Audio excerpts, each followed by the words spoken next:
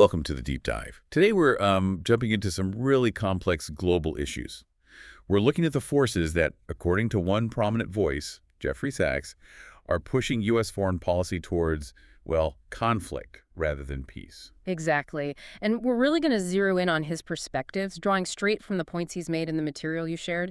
It's about understanding his specific analysis. Right. And Jeffrey Sachs, he often presents a viewpoint that really challenges uh, many mainstream narratives, especially when it comes to things like the conflict in Ukraine or the potential for war with Iran. So our mission here is to really try and extract the core ideas from his analysis, help you make sense of the connections he draws between these events, without getting totally lost in the weeds. Yeah, it's complex stuff. So Sachs kicks things off with a pretty provocative central idea. He argues there are these, what he calls dark forces, maybe a deep state, actively steering the U.S. towards conflict. Even when maybe the elected politicians say they want something else, like peace. That's exactly his point. He mentions, for instance, his view that someone like President Trump might express a desire for peace, but runs up against this powerful internal opposition. Okay, let's unpack that a bit. This deep state idea. Yeah. What does Sachs actually mean by that in the foreign policy context? Who is he talking about? Well, according to Sachs, he's pointing fingers at specific groups and their influence. Think intelligence agencies like the CIA for sure, the military-industrial complex, that whole network. Also, certain powerful congressional committees, private contractors, and, politicians who share that sort of interventionist mindset. Right. He sees them working together, maybe not always explicitly, but collectively pushing U.S. policy towards this long-term goal. He calls it things like primacy, hegemony, or even full-spectrum dominance. So for Sachs, it's less about just reacting to threats as they come up and more about this fundamental underlying drive to keep the U.S. as the undisputed top dog globally. That's the core of his argument, yeah. He argues this drive for dominance makes the U.S. automatically oppose other big powers. Think Russia and China. And not necessarily because of what they do, but just because they are big and could potentially challenge U.S. dominance. That's his contention. He suggests the opposition is almost structural, based on power dynamics, rather than solely on specific actions or ideologies. And didn't he bring up some history here? Something about the British Empire feeling the same way about Russia. He did, yeah. That's where he pulls it in this historical lens. He talks about historian Gleason's work on the British Empire's Russophobia, going way back to the 1840s. Ah, the Crimean War era. Exactly. He uses the example of Lord Palmerston, a key British figure back then, wanting to essentially push Russia out of the Black Sea, weaken its influence. Sachs sees a pattern here. A pattern of the dominant power trying to contain any rising challenger. Precisely. Projecting power, viewing any potential peer competitor with suspicion, and actively working to limit them. It's about maintaining that top position. So Sachs would argue, then, that the reasons given publicly for opposing these powers, like, say, fighting communism during the Cold War, or maybe democracy promotion now, are often just kind of convenient stories, narratives to justify a deeper strategic goal. That's definitely his view. He talks about his own experience advising Russia after the Soviet Union fell. He says, communism was gone. Russia wanted to be a normal country, quote unquote. Right. But according to Sachs, the U.S. just shifted its rationale for opposition, didn't change the underlying goal of preventing Russia from becoming a strong competitor again. Wow. Okay. That framing definitely sets a, let's say, controversial stage for how he views current conflicts. Let's dive into the Ukraine conflict through his specific lens. Right. Sachs is very direct on Ukraine. He believes the war was, one, avoidable, and two, could actually have ended pretty quickly back in 2022. And he makes a really significant claim about that, doesn't he? About a potential peace deal early on. He does. It's a major point for him, and highly debated, of course. Sachs claims Ukrainian and Russian negotiators basically hammered out a draft peace agreement in Istanbul. This was around March, maybe early April 2022, with Turkey mediating. Okay. His explosive claim is that the United States then swooped in, as he puts it, in April 2022, and essentially told the Ukrainians, don't sign it, keep fighting. He sees this as deliberate sabotage of a potential peace. So in his view, the war isn't really for Ukraine, it's actually destroying Ukraine. And the real goal behind prolonging it is to weaken Russia, a long-term project to this deep state. That's absolutely central to his analysis, yes. Yeah. And he traces this back decades, particularly looking at NATO expansion. The NATO issue. What's his specific claim there? Sachs argues the U.S. gave an absolutely clear promise to the Soviet Union back in 1990. He says the promise was NATO would not move 1 inch eastward. He points to documents from the National Security Archive as his evidence for this. A promise he says was broken. Yes. He argues that President Clinton, who Sachs describes rather bluntly as inconsequential and inexperienced on this, was persuaded by these deep state forces to start NATO enlargement anyway, back in the early 90s. He points to a Clinton speech in January 94. And he connects this to bigger strategic thinkers. Right. He links it directly to Zbigniew Brzezinski's famous 1997 book, The Grand Chessboard. Sachs sees Brzezinski's strategy for U.S. dominance in Eurasia, predicting NATO and the EU moving east. Right, the containment idea again. Exactly. He sees it as echoing that old Palmerston approach. Yeah. Contain Russia, keep it weak, view it as a third-rate power, in Brzezinski's words, according to Sachs. And the decision later on, under President George W. Bush, to actually invite Ukraine and Georgia into NATO in 2008, Sachs sees that as a critical step. A huge one, in his view, crossing a major red line for Russia. He emphasizes, Georgia isn't even in the North Atlantic region, it's in Asia. So inviting them into the North Atlantic Treaty Organization, for Sachs, signals it wasn't about defense, it was about completing the strategic encirclement of Russia. Okay. And he applies a similar, very critical analysis to what happened in Ukraine in 2014. Oh, yes. Sachs explicitly argues the U.S. conspired in what he calls a coup in February 2014, overthrowing the elected pro-neutral president, Viktor Yanukovych. He names U.S. officials. He does. He names Victoria Nuland and Jeffrey Pyatt as being key U.S. figures involved. He describes it very bluntly as a typical U.S. regime change operation involving Ukrainian right-wing groups. And how does he connect that to Russia taking Crimea? Directly. He argues that one of the very first things the new government did after Yanukovych was ousted was question Russia's long-held naval base lease in Crimea. Sachs sees this as part of a U.S. playbook. The goal, he alleges, was for NATO to eventually take over that vital Russian naval base. This, he argues, directly forced Russia's hand, leading them to annex Crimea to protect their Black Sea fleet. So for Sachs, the war really started in 2014, not 2022. That's his timeline.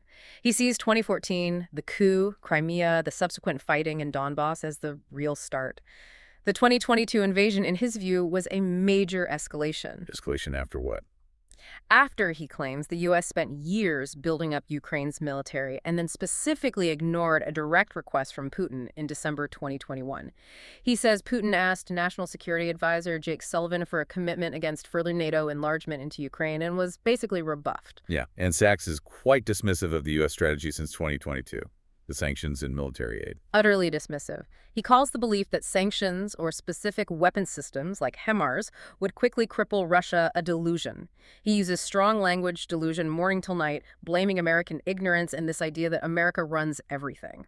What about President Trump? How does Sachs see his role or potential role in this? Sachs thinks Trump actually gets it, that he sees the war as a disaster and genuinely wants it over. But, Sachs argues, Trump is up against this incredibly powerful, entrenched war machine. That includes the deep state elements, some European leaders, even President Zelensky himself, who Sachs claims want the war to continue. Why would they want it to continue, in Sachs's view? To weaken Russia, to test weapons. Sachs quotes unnamed senators suggesting the attitude is, well, no Americans are dying, so the cost in Ukrainian lives is, tragically, acceptable to them. He even brings intelligence agencies into this very directly. Very directly. Sachs states the war is being run with heavy input from the CIA, Britain's MI6, and Ukraine's own SBU. He specifically mentions Operation Spiderweb. The drone attack deep inside Russia. Yes, targeting strategic bombers. Sachs asserts this was actually a Western intelligence operation and probably done without full White House knowledge or approval. Which feeds his argument about lack of civilian control. Exactly. He uses it as an example of the CIA, as he puts it, operating without effective civilian control. He harks back to the 1975 Church Committee as the last time there was any real scrutiny. So he's challenging the idea that U.S. foreign policy is really, truly democratically determined. Strongly. He argues there's often a lack of public honesty, citing the 2014 Ukraine events again as something never properly explained or accounted for. He thinks the U.S. gets into these conflicts based on, well, sometimes lies, and often without real democratic oversight. So, given all that, What's Sachs's advice to Trump on how to end the war? He's very clear. Trump needs to talk directly to Putin. He argues the U.S. and Russia are the main players, the nuclear superpowers, so they have to sort it out. And what would a deal look like, according to Sachs? His suggestion includes a clear written promise of NATO non-enlargement regarding Ukraine and U.S. recognition of Crimea as Russian territory. And crucially. Crucially, Sachs insists Trump must cut off the flow of U.S. money, weapons, and intelligence to Ukraine. He argues Ukraine simply cannot fight without it, and leaving that aid flowing just allows the war machine to keep the conflict going. The stark prescription. Mm-hmm. And Sachs applies a very similar analytical framework to the Middle East, particularly regarding Iran. He does. He argues Israeli Prime Minister Netanyahu is constantly pushing the U.S. towards war with Iran. Sachs sees this as another long-term deep state project, but one that's primarily, in his words, an Israeli project that the U.S. has been complicit in for maybe 30 years. And this connects to a specific Israeli strategy he talks about. Yes, Netanyahu's clean break strategy, which Sachs traces back to 1996. The core idea, according to Sachs, is achieving Israeli domination in the region, including over the Palestinian territories, Lebanon, Syria. He says it fundamentally rejects a two-state solution. So instead of peace talks, the strategy is endless war against states backing groups like Hamas or Hezbollah. That's Sachs's interpretation of clean break. Wage war against the state sponsors, not just the groups. He claims this generated a target list of regimes seen as hostile to Israel: Iran, Syria, Iraq, Libya, Somalia, Sudan. And he alleges the Pentagon had a similar list. He does, citing claims made by General Wesley Clark, the former NATO commander, about seeing such a list post 9/11, as detailed in the book Deadly Betrayal. Sachs then ties specific U.S. wars to this strategy, like Iraq in 2003. Yes, he argues the Iraq War was based on phony, concocted, false pretenses, no WMDs. He points to a 2002 Pentagon PR analysis he says was designed to sell the war. For Sachs, the real driver was removing Saddam Hussein, whom Netanyahu saw as hostile. He even calls Douglas Faith, a Pentagon official then, Bibi's man in the Pentagon. What about Syria starting around 2011? Sachs labels that an undeclared CIA operation, Timber Sycamore, aimed at overthrowing Assad. Why? Because Assad was seen as an Iranian client by Netanyahu and the U.S. deep state, in Sachs' view. He paints pre-war Syria as relatively stable, a civilized country. And he claims the U.S. blocked a peace deal there, too. Yes, he alleges the U.S. scuttled a UN-brokered peace plan in 2012, led by Kofi Annan, by insisting Assad had to step down immediately as a precondition. And Libya in 2011. He sees the NATO intervention that overthrew Gaddafi as another example of this strategy playing out, noting NATO is supposedly a defensive alliance, yet it conducted an offensive regime change operation with devastating results for Libya. He mentions Sudan, too. Right. He claims U.S. support for an insurgency led to the breakup of Sudan and the creation of South Sudan, resulting in terrible ongoing civil wars. Another concoction of clean break, in his words. Let's really focus on Iran, because Sachs makes a very bold claim about their nuclear intentions. Extremely bold. Jeffrey Sachs states flatly, Iran does not want a nuclear weapon. He says he's heard the U.S. claim they're close for decades, and he believes it's false. Why does he believe that? He argues Iran's neighbors don't want them to have one, Russia doesn't, and Iran itself is open to agreements and verification if sanctions are lifted. He dismisses the constant weeks away from a bomb narrative as a lie, a pretext for regime change, not genuine non-proliferation concern. He thinks the idea of Iran actually using a bomb is absurd. Completely absurd, yes. He points to Iran's thousands of years of civilization, suggesting they are not irrational actors planning suicidal attacks on the U.S. And he sees U.S. antagonism towards Iran as having deep roots. Very deep. He starts with the 1953 CIA MI6 coup that overthrew Iran's democracy and installed the Shah. Then, the U.S. backing Saddam Hussein against Iran in the 80s war. He sees it as a continuous pattern since '53. And in these conflicts, Sachs argues, it's often proxies doing the fighting. Yes, he believes the U.S. deep state uses groups like, say, Ukrainians or Kurdish fighters as proxies and doesn't really care about the devastating impact on those local populations. He sees the potential for war with Iran now as especially dangerous. Very dangerous, particularly since Iran signed a security pact with Russia in January 2025. He warns it could open up another front, directly involving major powers. And he's deeply skeptical about the track record of these U.S. interventions. Absolutely. He makes the pretty stunning claim that the U.S. hasn't actually won a major war in 80 years. He sees the optimism of war proponents as pure arrogance, completely ignoring failures like Vietnam, Afghanistan, Iraq, Libya, Syria. So what needs to happen to avoid war with Iran, in his view? Sachs says the U.S. needs to draw a line with Israel, tell them there's a limit, and stop backing the strategy of regional domination and endless conflict. He admits that's incredibly hard in U.S. politics because of the Israel lobby, as he calls it, and public misunderstandings. But he thinks peace is possible. There's an alternative path. Yes, he points to the 2002 Arab Peace Initiative. He says it proves Arab states are willing to normalize relations with Israel if there's a two-state solution for the Palestinians. He rejects the no one to talk to argument. But Netanyahu, he thinks, isn't interested. Completely uninterested is Sachs's assessment. He believes Netanyahu fundamentally wants to rule the whole territory, not share it. And Sachs argues achieving that two-state solution is actually in America's own best interest. Strongly. He even brings up 9/11, noting Osama bin Laden cited U.S. support for Israel as one motivation. So, for purely practical national security reasons, Sachs argues, peace between Israelis and Palestinians serves America's interests. Okay, so pulling it all together, what does Sachs see as America's real national interest in these hotspots? For Sachs, the real U.S. interest is clear. No war with Iran. Actively pursuing two states, Israel and Palestine, and supporting a neutral Ukraine. He thinks President Trump might grasp this, but is blocked by those powerful entrenched forces and narratives, fueled by what he calls the arrogance of power. Which brings us to the broader implications Sachs draws about this deep state dynamic and the risks it creates for the U.S. Right. Sachs basically concludes that this whole deep state narrative driving U.S. foreign policy, while deep and long-standing, is ultimately pretty much empty and concocted. He sees it rooted in American arrogance, this belief the U.S. can just impose its will anywhere and always win. And the result hasn't been strength or safety. Quite the opposite, according to Sachs. It's led to failure after failure, huge costs: Vietnam, Afghanistan, Libya, Iraq, Syria.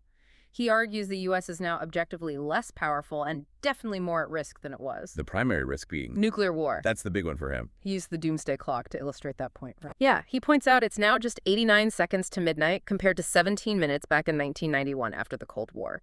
He argues the U.S. completely squandered that moment of peace. How? By pursuing, in his words, these Israeli-provoked wars and aggressive NATO expansion instead of building cooperation. And he seems to downplay other threats. He does. He suggests that if the U.S. just acted with, prudence and common sense, other countries sometimes painted as threats, like Qatar he mentions, wouldn't pose any real danger. His focus is laser sharp on avoiding big power conflict. So what's the final takeaway?